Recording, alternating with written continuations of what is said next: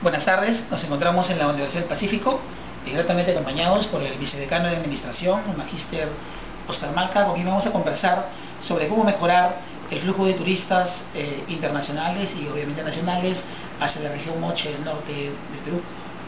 Doctor Malca, ¿cómo está? Buenas tardes, ¿cómo le va? Buenas tardes, Roger, ¿qué tal? ¿Cómo están? Justamente para agradecerle la oportunidad que nos brinda, de tal manera que las autoridades del gobierno regional de Lambayeque, de Libertad, y también los empresarios puedan conocer qué mejor de personas que investigan sobre el tema en relación a cómo incrementar los beneficios del sector turismo en la sociedad del norte del país. Yo creo que son múltiples combinaciones que se pueden dar tanto en la parte de servicios, turismo, como en la parte de bienes, ¿no? En lo particular, en Lambayeque, como en muchas zonas del país, están dotados de recursos, pero subgerenciados. Acá en la universidad había una expresión que donde no existe países subdesarrollados, sino lo que existen países subgerenciados. Porque países que tienen pocos recursos con una gerencia de alto nivel, obviamente, son países que lideran el desarrollo a nivel mundial, ¿no? En el caso nuestro, lo que más abunda son recursos, pero no productos, y menos estos que se hayan convertido en productos con marca. Entonces, la historia está de nuestro lado, la historia está del lado de Lambayeque. Las culturas pre-incas, tenemos una vieja data en el caso del norte, Nailán, los mochicas, los chimús, que ya es como una herencia. La pregunta es, esa herencia, ¿cómo la ponemos en valor? Por otro lado, tienes la cantidad de combinaciones con respecto a las playas, en términos básicamente longitudinales, full costa, pero también podemos combinar costa-sierra. Entonces ya tenemos dos variables, costa, sierra, pero si le juntamos la historia, entonces ya tenemos tres variables, costa, sierra y historia. Pero si ponemos la excelente gastronomía que hay en el norte y particularmente en Chiclayo, ya serían cuatro variables. Entonces tú tienes múltiples combinaciones como para generar flujos de turistas y convertir los recursos en productos y ponerles una marca para garantizar la continuidad de ese flujo. Podríamos agregarle más variables. No es que se me ocurre, es una realidad hablar del caballo de paso y en este caso, disculpa la expresión, todos los hijos del sol de Paiján. Como bien conoces, Paiján es una zona que se encuentra al sur de Chiclayo, voy a tener que decirlo también, al sur de Pacasmayo,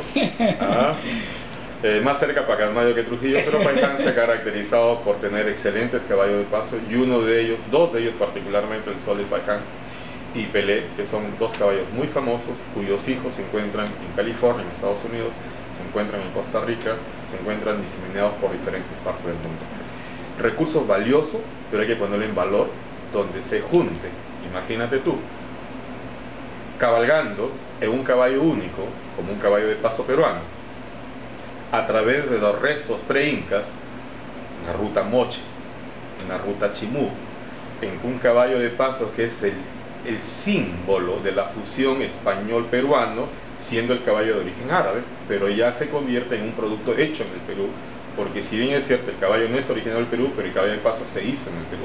Entonces tienes una fusión, tienes caballos, tienes la ruta Moche, pero si caminas por las playas, cabalgas por las playas, vas a encontrar paisaje, y al momento de querer descansar, encuentras gastronomía, en donde quieras vas a encontrar gastronomía.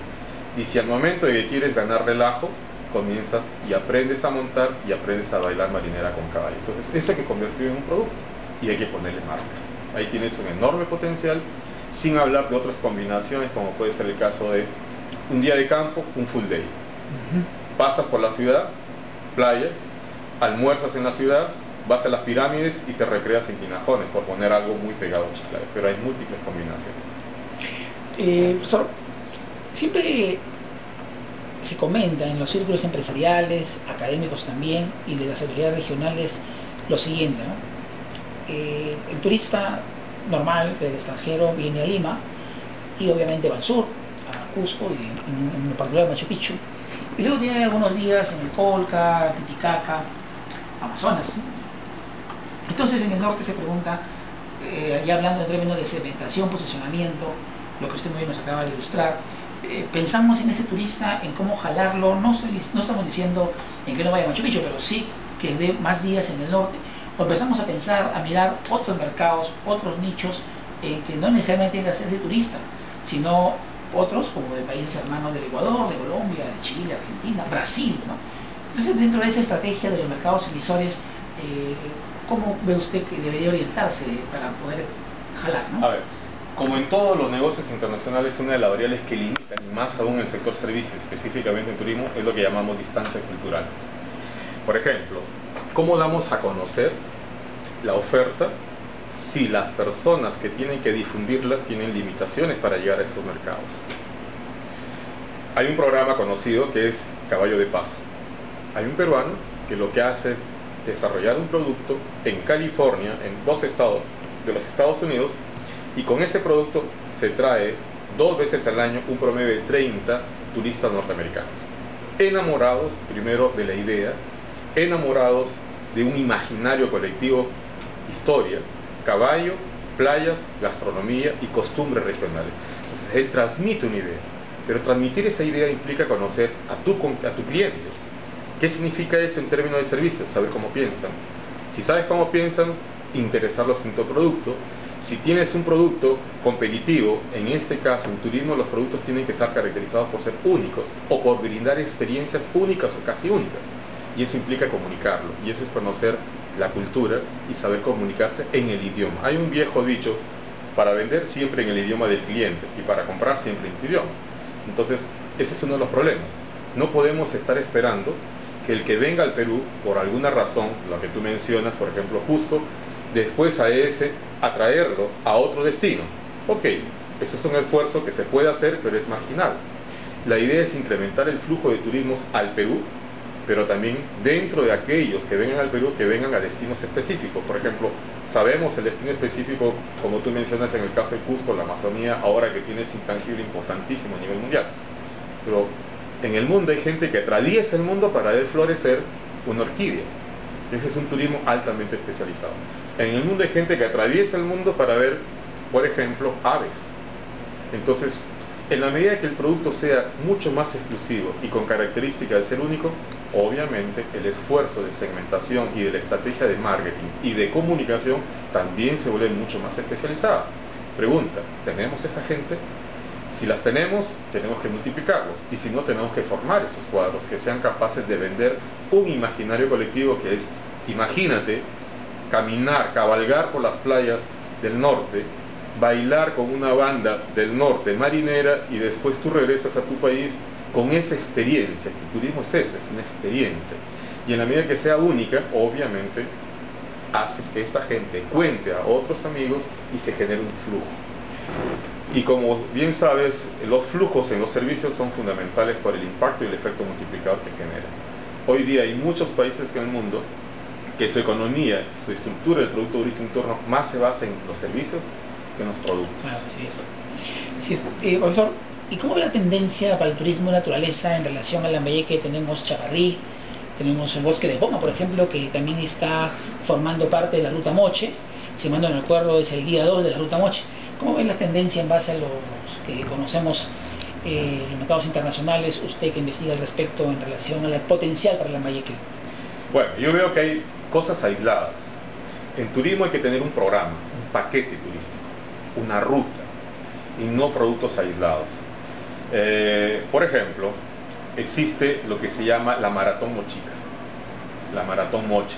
Esta maratón ya se hace 4 años consecutivos. Vino una persona, un voluntario de Estados Unidos, y dijo: ¿cómo pongo en el mapa a un pequeño pueblito que es Pacasmayo? Y hizo una maratón internacional. Maratón, 42 kilómetros, media maratón de 21 kilómetros y 10 kilómetros y 5 kilómetros. O sea, se hizo una combinación. Pero junto con eso puso el caballo de paso, es decir, vienes a competir y mira toda la segmentación. Esta persona conoce muy bien a los norteamericanos y maneja una estrategia de redes por internet. Entonces resulta que a la gente que le apasiona la maratón puede ir a correr a las mejores maratones del mundo.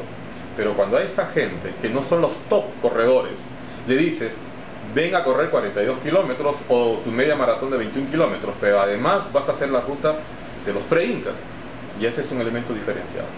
Pero además vas a ir a almorzar a uno de los restaurantes íconos en Lambayeque, en Chiclayo, y les explicas qué cosa es esa gastronomía. Entonces la gente lo único que hace es comenzar a imaginarse cosas, y lo único que quiere es inscribirse. Entre comillas, la maratón.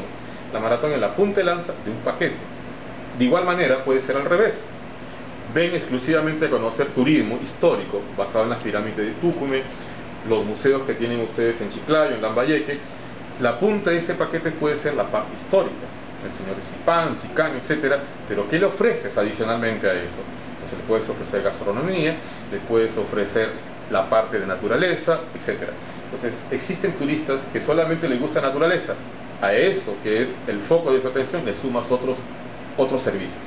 Hay gente que le gusta exclusivamente gastronomía, le puede sumar historia, le puede sumar caballo de paso. Es decir, tenemos que armar paquetes.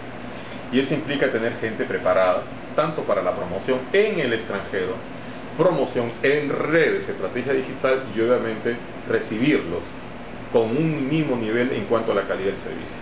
Entonces, en la medida que vamos a ir focalizando cada vez a nivel de nichos, o el 1 a 1 va a irse obteniendo obviamente lo que usted muy bien indica.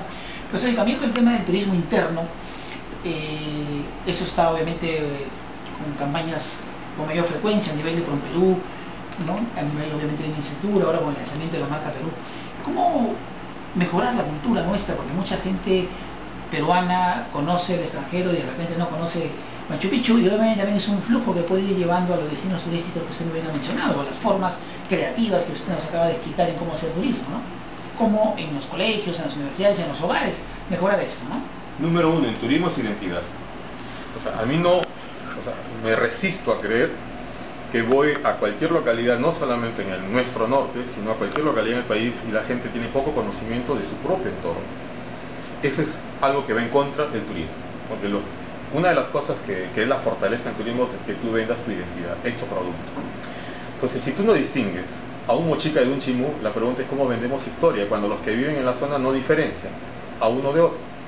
Cuando tú dices Lambayeque y la gente no sabe qué significa, ni de qué voz viene, si de los mochicas o los chimús, la voz Lambayeque, entonces la pregunta es, ¿qué estamos vendiendo? ¿Tenemos un producto listo? De repente la historia está lista, pero está mal interpretada y mal difundida por los actuales habitantes de los que estamos en esa zona. Por ejemplo, hablar de Pacanamú es voz chimú, voz mochica y voz quechua. Y castellanizada, Pacanamú a Pacasmayo, que es ya quechua, de Pacasmayo, castellanizada Pacasmayo, hay todo una palabra, pero tiene un hilo conductor que es la historia.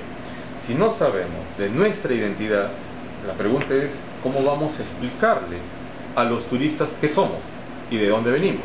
Ese es parte del producto.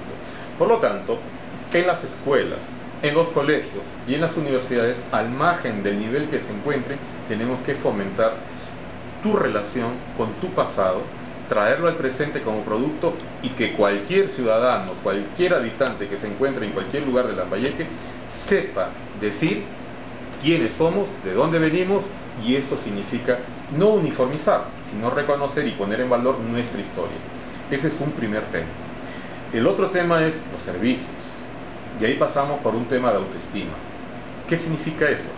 Nosotros tenemos un dicho popular, muy popular, pero que no genera autoestima en términos positivos. Lo que no mata, engorda. ¿Qué significa lo que no mata, engorda en términos populares? Bueno, hay que consumirlo, porque lo que no mata, engorda. Ya con esa frase, lo único que hemos hecho es conservar los niveles bajos de competitividad. Cuando, en vez de generar ese tipo de frases, comenzamos a decir dónde están los problemas en los servicios, por ejemplo, de los restaurantes, de los hoteles, para que esos defectos vayan siendo identificados y se superen. Y ahí nuevamente entra el rol de la capacitación, el rol del entrenamiento para superar esos vicios que uno se encuentra. Entonces, en el sector servicio tenemos que ser 100% proactivos.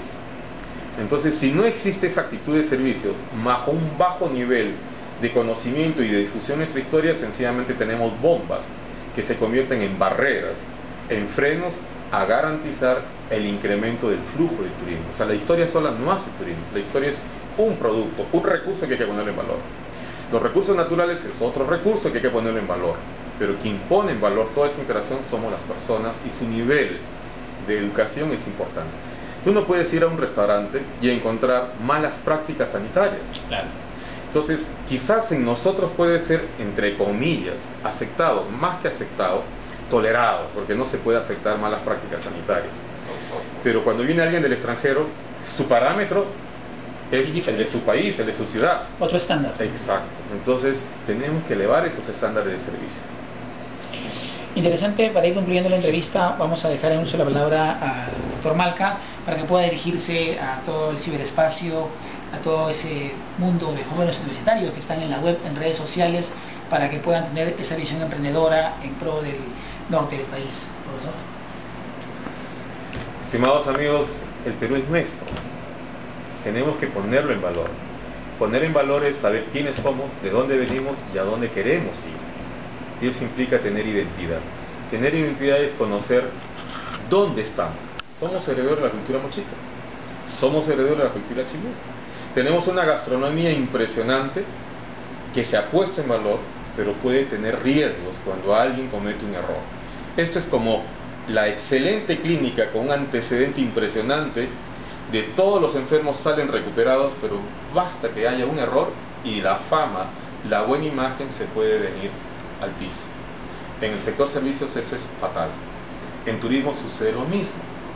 Por lo tanto, tanto las personas de mi edad o mayores tenemos doble responsabilidad de predicar con el ejemplo y de hacer efecto multiplicador en los jóvenes para que ellos a su vez vean que el conocer la identidad y ponerlo en servicio, en valor para generar servicios, va a multiplicar el esfuerzo que las entidades del Estado en turismo ya hacen para atraer turistas. Pero que esos turistas vengan y no compren las cosas por compromiso, las compran porque les gusta, las compran porque han encontrado que hay mucho valor detrás de cada una de las cosas y de la actitud de cada uno de los norteños. Creo que ahí está la clave de la competitividad, más que de la competitividad, de generar mayores niveles de productividad. Muy interesante la manera didáctica, de ejemplos prácticos del mundo real, como el profesor Malca nos ha puntualizado y obviamente ha generado valor, mucho valor en esta investigación que venimos desarrollando del medio octubre. Profesor, muchas gracias por todos los aportes. Pues hemos estado con el vicedecano de Administración de la Universidad del Pacífico. Y tengan todos ustedes muy buenas tardes. Gracias.